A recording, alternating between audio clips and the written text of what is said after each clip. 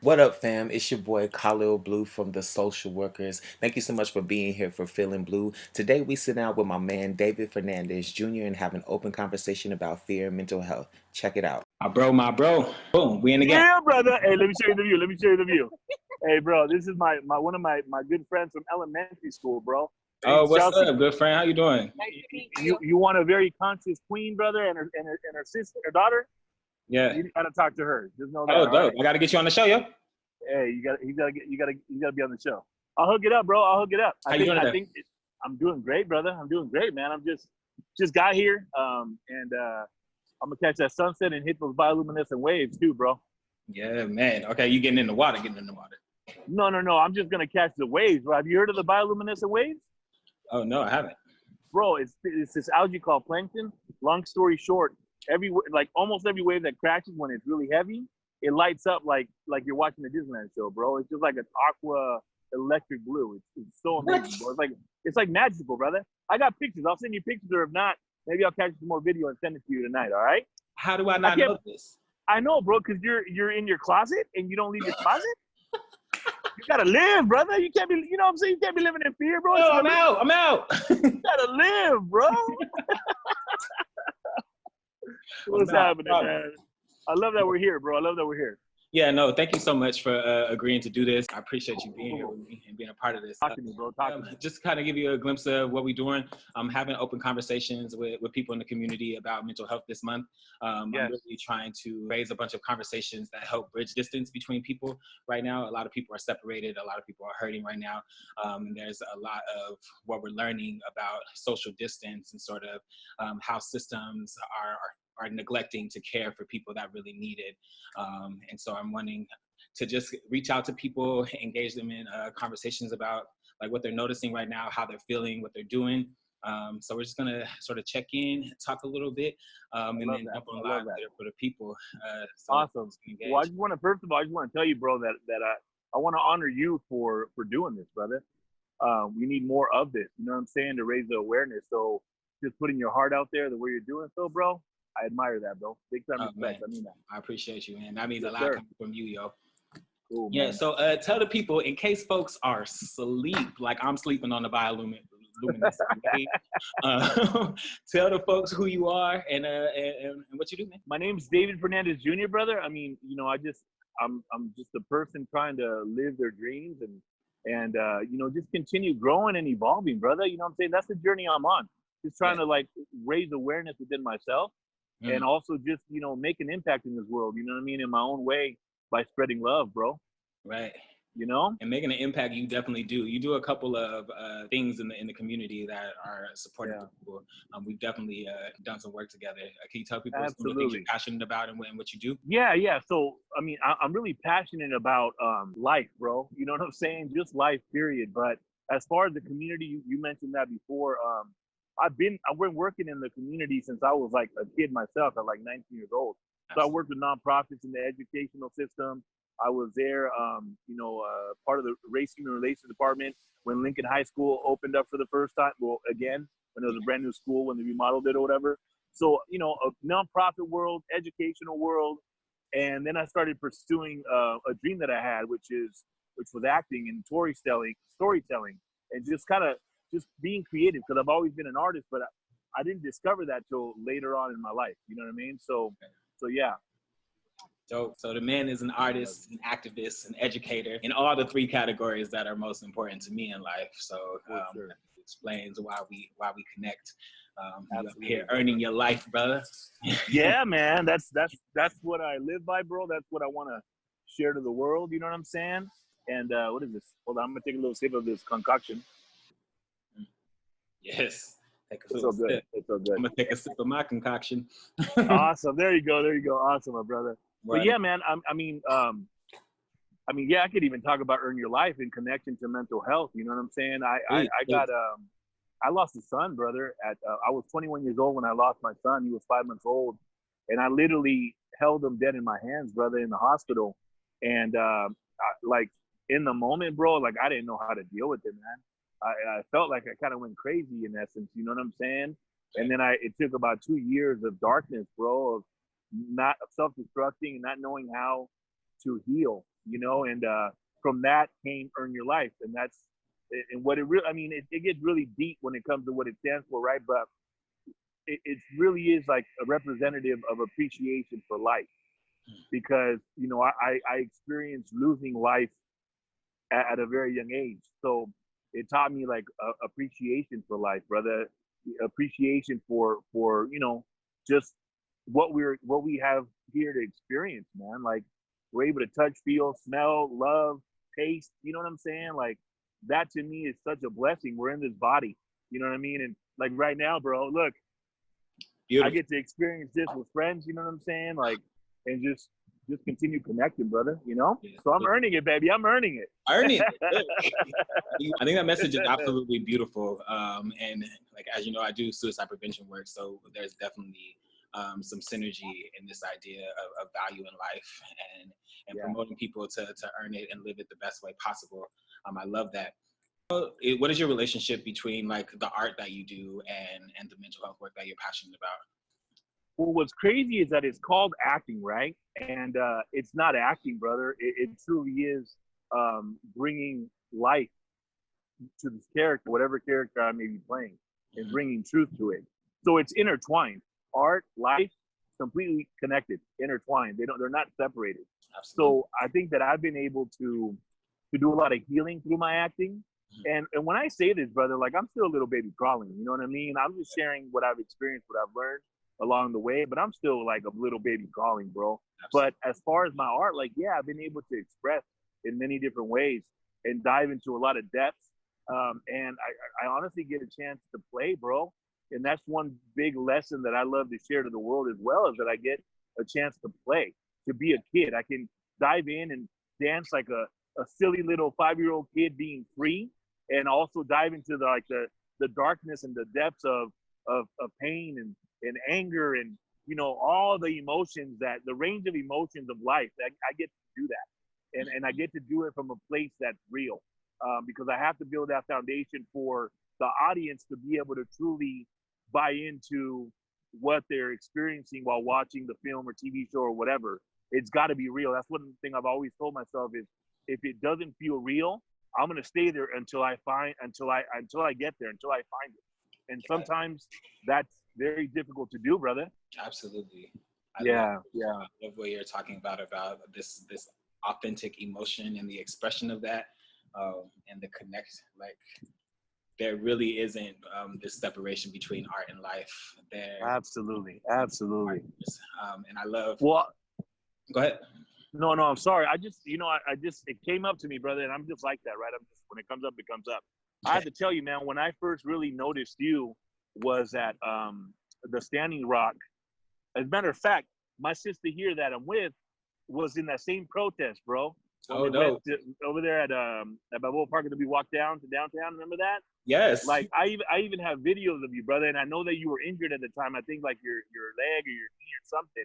Yeah. But you were still there, bro. You were riding with me, man. And I just want to honor that big time, because we have the same heart, bro. We have the same passion. We're light workers, my brother. So that's why we're here. And I, like I said, once again, I'm really glad that we're doing this, bro, and that we're doing this together. And this is the beginning of something special. Even though I didn't get a chance to speak at your event because of the whole quarantine thing, like, maybe this is even better, bro. You know what I mean? You never know. Man, and I just want to say for the people, the event that he's talking about is called Brandon Brothers. We do an annual event every year supporting young men to feel successful, to have relationships with other positive male influences. It really is a day of care and connection for men. And love it. We weren't able to. Band of Brothers. I love that. We're gonna bring that thing back, and hopefully you'll come through when we get back in these streets. Oh, for sure, brother. For sure. Let's do it. We got some dope stuff planned this year. I'm gonna tell you this, bro. I'm gonna tell you this right now. My soul food is exactly what we're doing. That's why I do it. It's my soul food, brother. It's what I have to do. You feel me? Yes. Everything else, like, I'm just, I'm playing, brother. I'm out there. I'm discovering Disneyland within this beautiful planet that we live in, right? Right. But my soul food, brother, what gets me grounded and connected is being real and connected and doing work that you're doing right now, or what we're doing right now together. You feel me? Absolutely. Yeah. Let's go, baby. Let's go, baby. Yeah. I love it. I love it. I love it. I This love week is taking me out, man. I got to get to the water. it. Yes, Oh, you do. Yes, you do, bro. So today we are, it's so great that you just immediately came in and talking about emotions and the authentic like experience and expression of them. Because we're talking today a little bit about fear. And Yes, yes. now in the world, it is one of the emotions that is really heightened and really prominent, and really driving a lot of decisions and the way that people are showing up. And it's also having a heavy impact on the ways that people are able to feel safe and well where they are while they're sheltering in place. And I'm wondering, like, how do you as a person wrestle with fear, and like what kind of things come up for you when you notice that you're afraid? How do you deal with that? That's such a powerful question, brother, especially during this time, right? So for me, brother, speaking of mental health and connection to fear, I had been dealing with anxiety, and I had my first panic attack. I think it was like maybe about 3.5 years ago, 4 years ago. And it scared me shitless, man, because I didn't know what it was. I had never experienced a panic attack.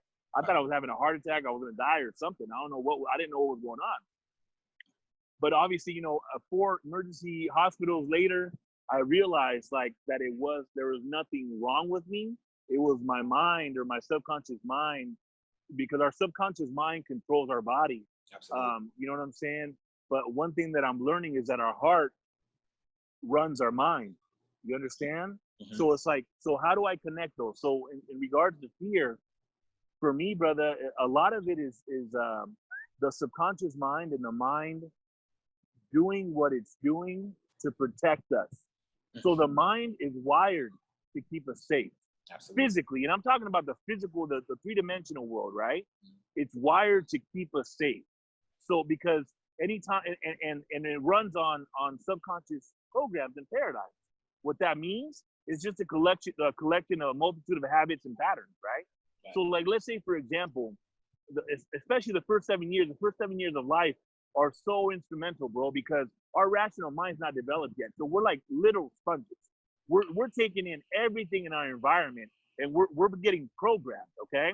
So it's interesting. Remember that word programming, because that's important. So as we get older, brother, if we don't put light into the darkness and we don't do the healing or raise our awareness when it comes to that, we're literally operating on co-pilot. For example, with any of the viewers, like, have you ever driven, like, let's say, 45 minutes away, 30 minutes away, and you get there and you don't even realize how you got there? Right? Everybody's done that, right? Yes. Right. So how is that possible? How is it possible that we're driving on the freeway, let's say there's traffic or there's not a lot of traffic, but we're driving on the freeway for 45 minutes or whatever the case is, and we get off the exit and we're on the same exact lane that we usually are on, or we know where we're going or whatever the case is, without even being aware of it? How deep is that?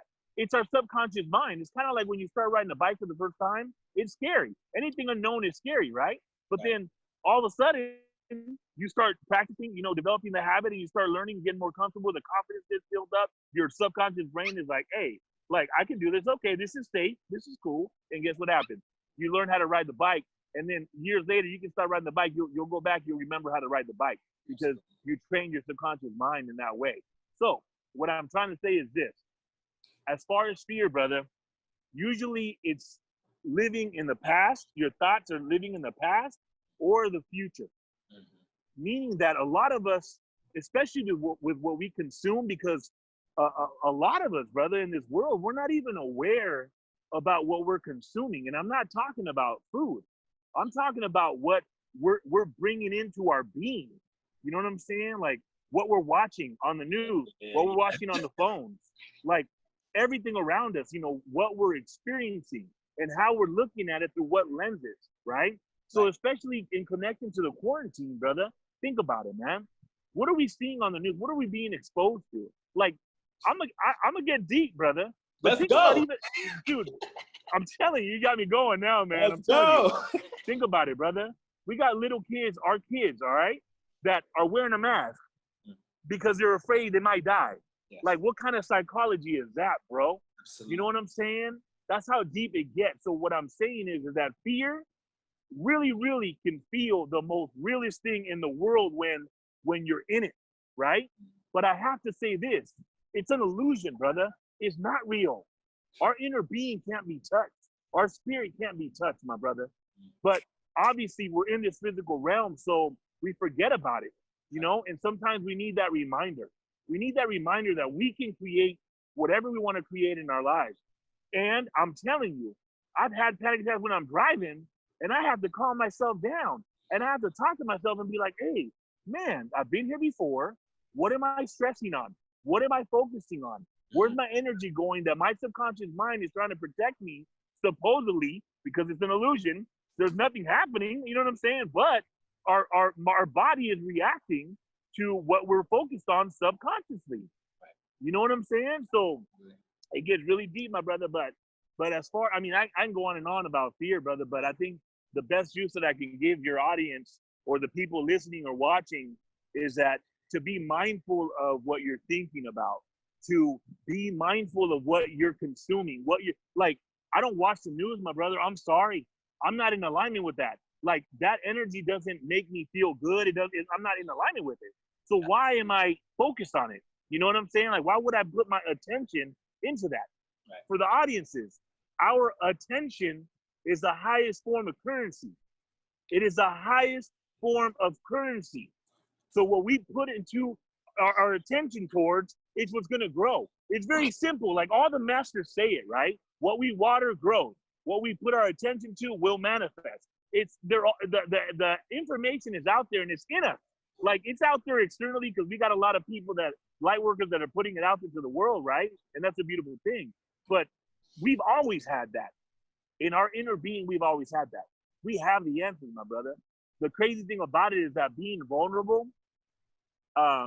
feeling our emotions that don't make us feel comfortable is a very difficult thing to do. If it was easy, everybody would be open and feeling and, you know, just feeling all the range of emotions. But somewhere along the line, obviously it's human nature, right? We get hurt. What do we want to do? We don't want to feel that anymore. So we put walls to protect our hearts. And we put walls so much that we get desensitized to the level where we could even consider, you know, taking our lives, my brother. Absolutely. But we truly, truly create our own reality. But until we're willing individually on this journey, on this life journey, until we're willing to take responsibility, 100% responsibility for us as far as what we're creating and what experiences we're having, you will continue in that cycle. Right. So it's just raising that awareness. And I feel that raising that awareness is dropping down to your heart. The heart tells you the truth, man. The heart will never lead you in the wrong way. You know what I'm saying? That's the real deal right there, bro. The heart definitely knows. Yeah, man. I love what you're naming about sort of the opportunity to be responsible for the things that you think and put out into the world. And I don't think that, I'm not sure if everybody is invited into understanding that they actually have that power, right? Yeah, brother. I also often resonate with a lot of people that are sort of trapped in this mode of survival, right? I lived a long part of my life. Same here, brother. Surviving day to day. Yeah. And the idea of holding on or making it or being calm just didn't seem accessible to me. So it took me a while to learn how to like stop and breathe and how to stop gaslighting myself into believing that I wasn't entitled to the fear that I felt, you know, especially as men of color. And I don't know if you relate, but we don't always have access or the space to be honest when we're afraid, and we're not always taught healthy practices on how we deal with fear. And so sometimes it is a huge mountain to climb for a person to learn new behaviors. But I think that an important first step to that is doing exactly what you're naming. It's just being open to being honest about the fact that there's fear present in you, and that there's a function for that fear and a place where it comes from, and give yourself a chance to know that there is something that you can do with the fear that you're holding, and that there's no shame in being afraid, especially right now when there's so much fear, saturation of like fear-based information. You know, people are afraid because they're being made to be afraid right now, and it's hard. it seems sort of hard to wrestle with, like, what do people do with all of this? I'm with you. I don't necessarily do the news either, man, but I check in from time to time to like stay informed. But I know friends that are like, from the moment that they wake up in the morning to the moment they go to bed at night, they're watching all of the news feeds, every news update, and responding to that without even being aware what it's doing to their brain and their heart. Absolutely, absolutely. So I guess I wanted to hold this space today because some folks don't have the opportunity to have this conversation that you and I are having out loud, right? Absolutely, man. And nobody in their environment is sort of talking to them about these things, especially young people. Absolutely. And I'm curious, where do you think that you first started to develop your mindset around fear and mental health? Where does that come from? Got it. Right before I answer that question, I wanted to touch on something that came up for me when you were speaking, brother. And I love what you just shared, right? Is surrendering. Surrendering is huge. And I always love little analogies because those are the things that stick, right? Like I can talk for an hour and then people remember Earn Your Life. You know what I'm saying? Like, right? So here's one analogy that I want to give that came to me today. As a matter of fact, when I was talking to my sister about her relationship with her daughter, she was asking for some love and support, and I was giving her that love and support. And here's what's in connection to what you were talking about regarding surrendering, right? Surrender has been huge for me, especially in the last 4 years, like I mentioned. And I'm gonna connect it to these waves, this ocean, right? Look at this right here, brother. Right. How beautiful is that, right? Man. So check this out. So for me, bro, what you resist will continue to persist, right? Until we surrender. Okay, Barb. So what we resist will persist. Now, here's the thing: if you're like kind of, let's say you're a surfer, right? And or not even a surfer, but you're swimming against the current. Like if I started swimming out right here and started going towards the waves, I'm gonna struggle, bro, because everything's against me. And I connect everything to Mother Nature, Mother Earth, because she has all the answers, bro. Like, so here's my analogy to this, right? So when you're swimming, you're trying to get out into a deeper part of the ocean, you're gonna struggle, and at times you might not even be going anywhere because you're struggling against the wave. That's the resistance. Everything that we resist in our lives, that's not a part of our natural self, right? So what happens after we get out there and we catch a nice little wave, whether we're swimming or we're on a boogie board or surfing? What happens, bro? We can completely let go and not even have to put any effort in, and we're going with the water, right? So with Standing Rock, water is life, right? So I'm connecting it to that.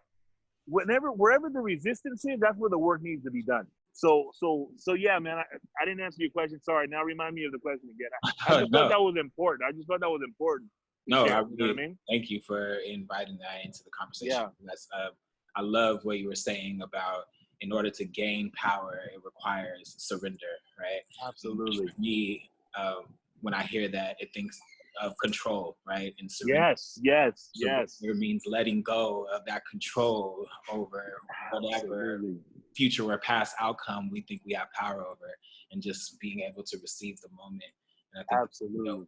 Yeah. Hey, bro, I love you, bro. I love you, man. You are solid, brother. Like, I feel you so grounded, my brother. Yeah. I love you so much, man. Like, this is so beautiful. And just so you know, that color, blue is my favorite color. Yay. And so you have to come to the ocean, like, soon, because I don't know how long this planting will be. Right. You're going to see the most amazing bioluminescent blue waves in the world, bro. Like, it's so beautiful. That's a hell of a word. Yeah, I know. It is a hard word. It is. Yes. It is, bro. It is. So my earlier question, I was asking sort of where did you first start to learn your mindset? Was there like a person that helped you learn those things when you were struggling, or where does that come from you? I think that ultimately, like, life kind of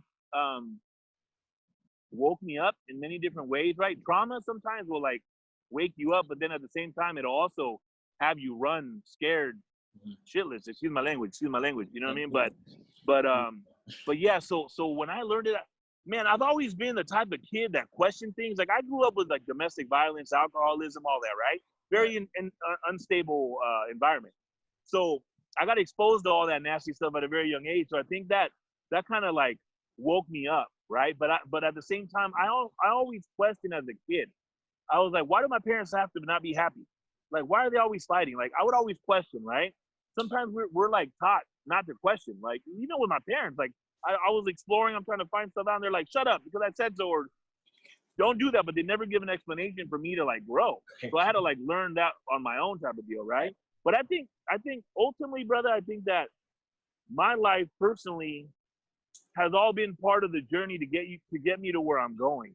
Because I'm a healer, bro. I'm a light worker. You know what I mean? I'm here to like spread love.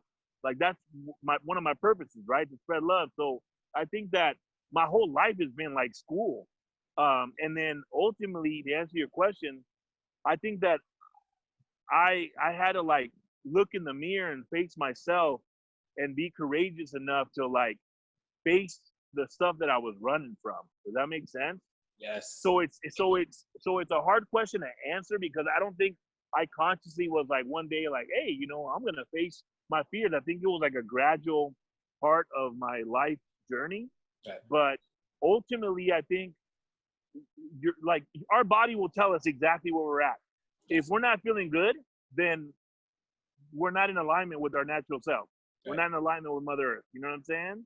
So I think that if that could be an indicator for people that are reflecting on their lives or checking in with themselves, and or just really like hit rock bottom, because everyone has a different rock bottom. But if you're not happy and you want to change it, continue finding information like this. Or man, YouTube is like crazy, bro. YouTube, I learned how to make flour tortillas with YouTube. You know what I mean? Like you can find anything on YouTube, brother. And so YouTube University. Exactly, bro. I'm telling you. I literally am listening to a positive video every time I jump in the car. Yes. Because I'm programming my subconscious mind to continue being in alignment with that type of information. You know what I'm saying? Absolutely. So I would challenge all my people here that are listening or watching to look up, masters in life that are successful in life, when it comes to personal development or growth or humanity or whatever, and study them, learn them, like educate yourself when it comes to that. You know what I'm saying? Anybody in particular that you listen to right now, or? Oh, bro, I listen to all the masters, man. I listen to all the masters. Bob Proctor is a big one. Eric Thomas, Les Brown, like all the masters. Like if you look up motivational speakers, every single one that you see, I'm listening to them because that's what I'm in alignment with. Like I'm trying to like truly accomplish huge dreams, and the only way that I'm able to do that is to study the masters and study the people that have already done it. And Will Smith is another one that I love. He's a very, very spiritual being, brother, very aware. His family, like beautiful, beautiful role models. You know what I'm saying? Like, so I'm just studying anybody that I resonate with. You know what I'm saying? But yeah, I mean, the information's out there. Absolutely. But ultimately, the work has to be done by you. You're the one that's got to look in the mirror. You're the one that's got to, face yourself in essence. You know what I'm saying? But the more that we surrender, the more we get in alignment with our natural selves, brother, for real. Absolutely. Yeah, that's I think that's beautiful. And I love like sort of what YouTube represents. I think I was a little resistant to it in the beginning because I'm a stage person, so cameras and all that, it's a whole different muscle for me. But definitely, I think what I'm learning about it right now is YouTube is actually sort of a reference to an older and more original style of communal learning. Back in the days when we lived in village with people and everybody had something to contribute and was an expert of something that they brought to the people. And I think that YouTube is really sort of highlighting what that looks like today, where you're not called to be a specific professor or expert of a certain thing, where you can sort of offer what it is that you have to the world and somebody will be receptive and learn from that. So I really love that. And I also want to highlight what you were saying about taking that look in the mirror and it not being necessarily an overnight thing. Because I think sometimes we have a responsibility to contextualize. There's a lot of like positivity platitudes that get spat out into the world, and a lot of just do it. And America is really all about the bootstrapping. But I think it's important to name for people that is a hard thing to do and something that you have to build consistency and practice around. And you got to enter that process with grace and compassion and bravery, because it's not going to be easy. And like I've definitely taken many gazes in the mirror and learned really quickly that I'm not ready for this. Right? And sometimes you know what, bro? Back and back. I love that, man. I love that you said that because it's true, bro. Like we have to be gentle with ourselves, and that's part of loving ourselves, right? Like if you really look at it, bro, like we're all ignorant. Like no one has arrived. No one's like a master at every single thing regarding life. Like we might be strong on some aspects of our life, and then we need support in other aspects. And as long as we're open and we're gentle with ourselves, and we know that it's a process or a journey, like I think that'll also ease your mind as well. You know what I'm saying? Like nobody's perfect, bro. Nobody's arrived. Nobody has all the answers. You know what I'm saying? Like, I just farted right here on camera. You know what I mean? Like people are people. We're all going through the same thing. And I'm gonna tell you this one thing that I want to share is, for me to answer that question. I think this is a good point right here. I got exposed to like organizations that created a safe space with like 100 people, right? Mm-hmm. And we got a chance to be vulnerable and open. And so I think that's what kind of was my education when it comes to checking in with myself.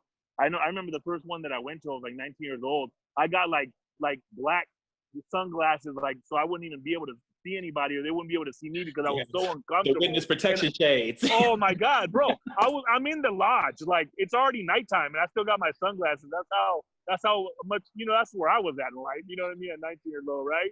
But what happened? Later on, I'm doing 100 of these camps, like, years later, within like a 7-year span. But what I was trying to say is, when we see each other, right? Because ultimately, like, we always need support and love from one another, right? Yes, the work you have to ultimately do, but sometimes we might be in stuck mode and we need support. So asking for help also is a big one for a lot of people. It's hard for us to ask for help and support. You know what I'm saying? That's something I still Yeah, that's connected to like the I'm not good enough program. You know what I mean? Because then we'll feel like we're not good enough when we're already feeling that already. That's part of one of the programs that's running us. I got a master's degree in that program. Hey, bro, we all do, brother. We all do. We're all going through the same experiences. That's what I was trying to say. Is when we were in that environment, what I started realizing and waking up to and learning is that the minute that someone is real and vulnerable and open, they make a huge impact, because they're basically, when they're speaking, the other folks are going through the exact same thing on one level or another. Like pain is pain, sadness is sadness, trauma is trauma.